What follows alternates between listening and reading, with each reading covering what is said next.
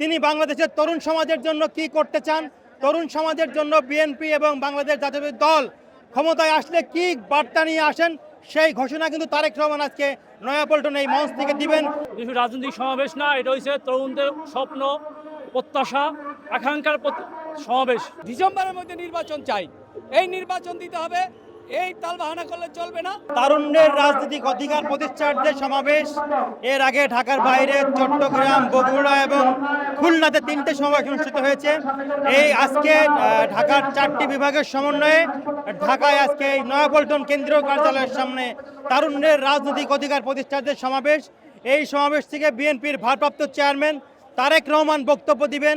আগামীতে বিএনপি ক্ষমতায় আসলে তারেক রহমান বাংলাদেশের প্রধানমন্ত্রী হলে তিনি বাংলাদেশের তরুণ সমাজের জন্য কি করতে চান, তরুণ সমাজের জন্য বিএনপি এবং বাংলাদেশ জাতীয়তাবাদী দল ক্ষমতায় আসলে কি বার্তা নিয়ে আসেন, সেই ঘোষণা কিন্তু তারেক রহমান আজকে নয়াপল্টন এই মঞ্চ থেকে দিবেন।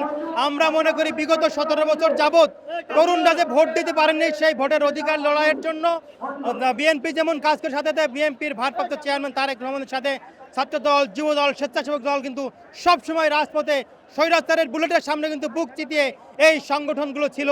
আজকের যে তারুণ্যের সমাবেশ, কিছু রাজনৈতিক সমাবেশ না, এটা হচ্ছে তরুণদের স্বপ্ন, প্রত্যাশা, আকাঙ্ক্ষার সমাবেশ।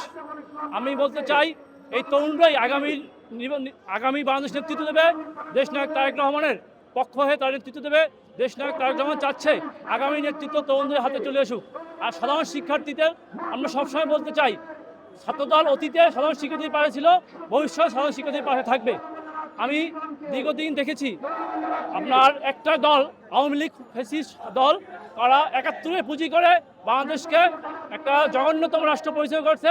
শুধু তারা 71, এখন আরেকটি দল, এই যে 5ই আগস্টের পর তারা একটা দলের পুঁজি করে তারা আওয়ামী লীগের মতো ফ্যাসিবাদ কায়েম করতে চাচ্ছে। কিন্তু আমরা চাচ্ছি এই সরকারের কাছে অতি দ্রুত নির্বাচন দিয়ে, যেহেতু বাংলাদেশে প্রায় 4.5 কোটি তরুণ এখন পর্যন্ত ভোট দিতে পারে নাই, আমরা চাচ্ছি অতি দ্রুত এই নির্বাচন দিয়ে তরুণদের ভোটের অধিকার প্রতিষ্ঠিত করুক। আমরা এখানে আসছি এই আজকে তারুণ্যের সমাবেশে একটি বার্তাই, সেটা হলো যে গত 23 সালে এখানে সমাবেশে এই গ্রেনেড হামলা করে পাঞ্চাল করে দিয়েছিল।